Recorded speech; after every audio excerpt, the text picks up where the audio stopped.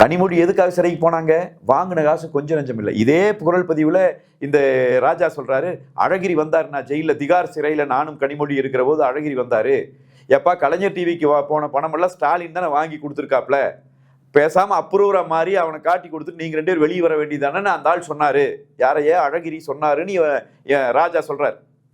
அப்படின்னா இதே செய்தியை நீங்க வேணா எடுத்து பாருங்க, பழைய காணொலிகள் பாருங்க. இதே செய்தியை கொஞ்சமும் மாறாமல் வைகோ பேசியிருந்தார். இந்த கனிமொழியும் ராஜாவும் உள்ள இருக்கிறதெல்லாம் வேற, ஆனால் உண்மையான பணம் 1 லட்சம் கோடி ரூபாய் வந்து ஸ்டாலினுக்கு போயிருக்கிறது. ஸ்டாலின் தான் இந்த ஊழலினுடைய மிக முக்கியமான ஆள் என்று சொல்லி வைகோ பேசியிருந்தார். என்னிடம் ஆதாரம் இருக்கிறது, ஆதாரத்தை வெளியிடுவேன் என்று பேசியிருந்தார். அதற்குள்ள ஒரு கூட்டணி அமைஞ்சிருச்சு, ஓடி போயிட்டார். அது வேற வகை. அப்படின்னா இந்த ஊழல் வழக்கு இன்னும் முடிஞ்சு போகல. ராஜா வந்து ஊடகங்களை வச்சுட்டு பெரிய அளவில் அப்படி ஒரு கட்டமைப்பு கொடுத்துட்டு இருக்காரு. இந்த வழக்கு முடிஞ்சிருச்சு, முடிஞ்செல்லாம் போகல, அது இன்னும் அப்பீல் இருக்கு. இடி அப்பீல் பண்ணியிருக்கு. மீண்டும் இந்த வழக்கு எடுத்து விசாரணைக்கு கொண்டு வரப்படும்.